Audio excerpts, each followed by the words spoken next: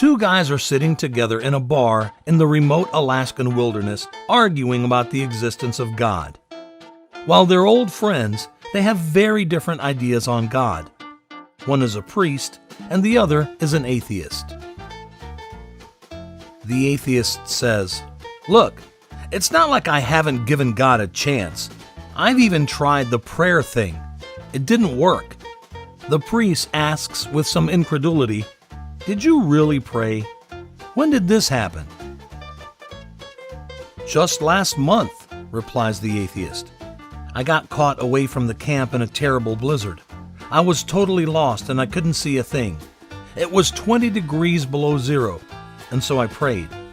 I fell to my knees in the snow and cried out, 'Oh God, if there is a God, I'm lost in this blizzard, and I'm going to die if you don't help me.'"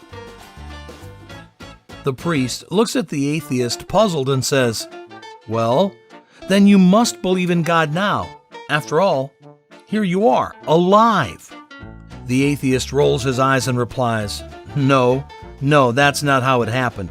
A couple of Eskimos came wandering by and showed me the way back to the camp." So, where do such different perspectives come from? Confirmation bias is a tendency to look for, interpret, and recall information in ways that affirm our preconception. Whenever we encounter objective facts on an issue, we look at them through the lens of our own beliefs. As a result, we see and overrate where the two intercept. The bias is strongest for emotionally charged issues or when we search for desired outcomes. Wrapped inside popular narratives, cultural beliefs, and family values, a confirmation bias often gets passed on for generations. The priest learned from his ancestors that God is behind everything. The atheist was raised within a family that believed only in scientific knowledge. When we are confronted with unfamiliar or new situations, a bias helps us to draw fast conclusions. If every encounter with a stranger would require us to think of all sorts of possible outcomes, we would not come to any conclusions. Economically speaking, it would be too costly. To survive in a dangerous world, we learn to operate like storytelling, pattern-seeking animals, each one of us thinking that our story in our head is the right one. Today, we can afford to slow down and think more deeply about certain issues. When we do this, we can become aware of our own biases. We begin to realize that things are often more complicated than we thought. Psychologist Peter Cathert Wasson, who coined the term confirmation bias, left us with this fun little hypothesis rule discovery task. Let's see if you can do it. What's the rule behind the sequence of numbers 2, 4, 6? And what comes next? Write the correct number and the rule we are looking for in the comments below. Now, fast!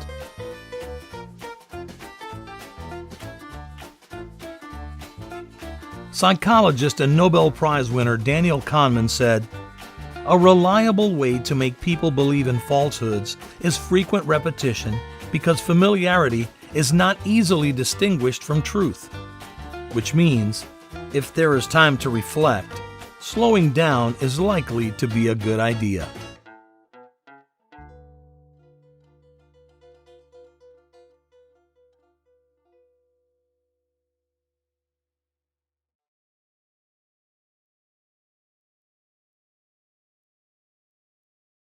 If you like this video and the way we explain the subject, subscribe to our channel. We try to explain complex subjects in simple language and cartoons to support students all around the world in their learning. If you want to support us, you can go to www.patreon.com/sprouts and donate. Just $1 from many fans makes a big difference.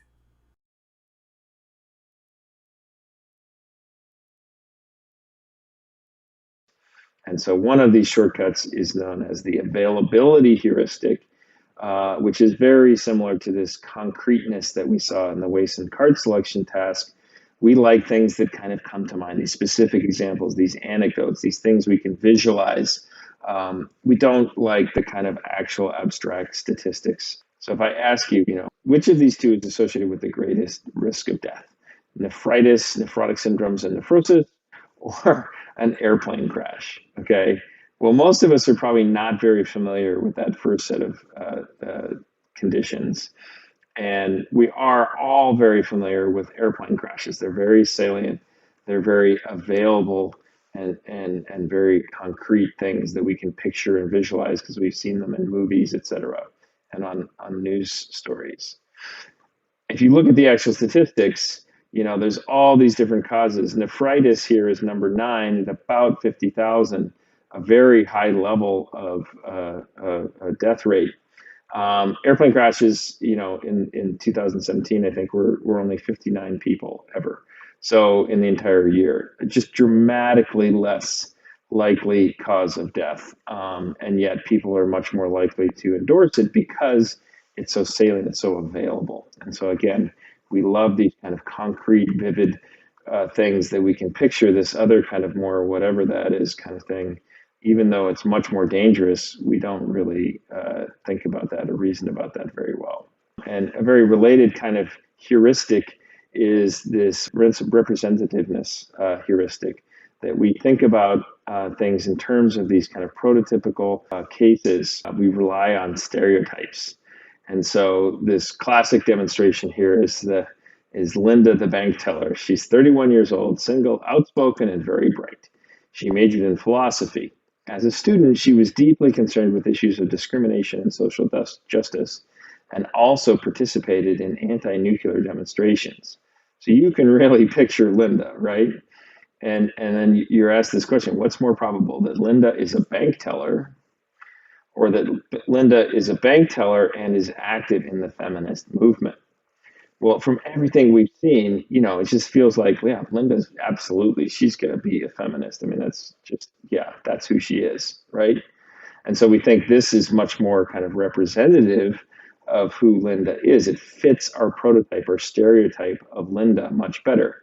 And so people endorse option B here, but logically, it's mathematically impossible for B to be more likely than A, because A is a subset of B, right?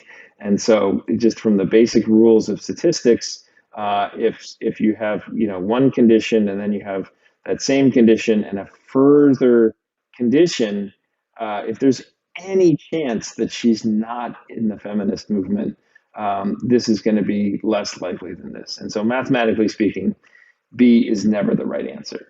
A is always the right answer. But again, everybody says B because we reason concretely about these specific things that are familiar, that are representative, that are consistent with our prototypes.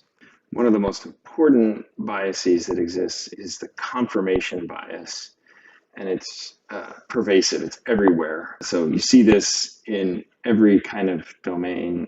Astrology is basically one big confirmation bias where, no matter what the little fortune says or something, you are biased to find the things that are consistent with some aspect of yourself or some current situation. In politics especially, everybody sees the information that's consistent with their views and sees that as a validation of their beliefs, and kind of ignores all the information that's inconsistent with their beliefs.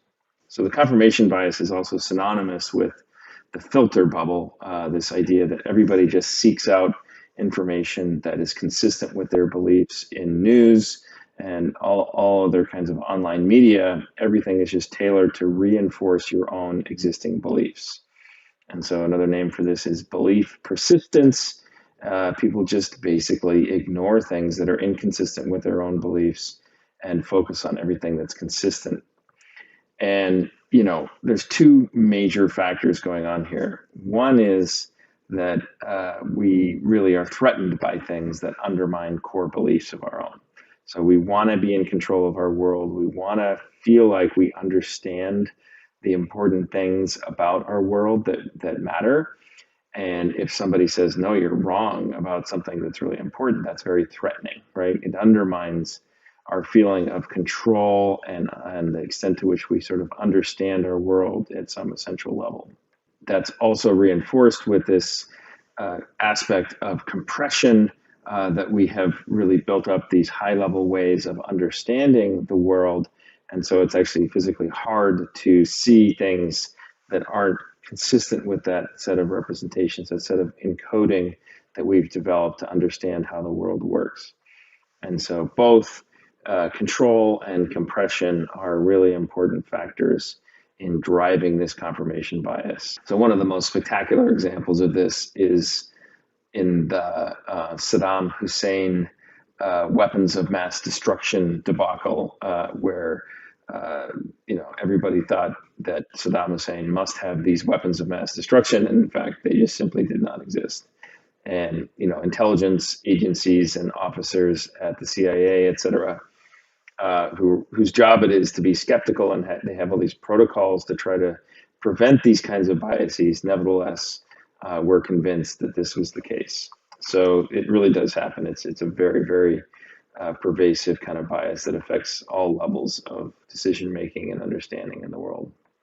Another important kind of cognitive bias is known as the gambler's fallacy. And it is this belief that basically your fortunes are gonna change. And so you can see why it's called the gambler's fallacy. If you've been losing, you have the sense that, okay, well, I've lost enough, now it's time to win, right? People have the sense that randomness is such that, everything's kind of evenly distributed. So first of all, there's always a 50% chance, like for flipping an even coin, a fair coin, of getting a heads or a tail. So the statistics do not, in most real situations, depend on the prior history. And so that's a fallacy in and of itself, the idea that just because you have been losing, that's going to change your current odds. Your current odds are basically always the same. Interestingly, there's this paper that I was involved in that shows that, in fact, there is some clumping of repeats relative to these kind of heads-tail transitions. So the probability, kind of, if you look over kind of time, even though the absolute probability is always 50%, at any given moment in time, there are these kind of clumpy factors that cause a repeat of heads to be not evenly distributed with respect to heads versus tails. And this could be the source of these gambler's fallacy type of beliefs.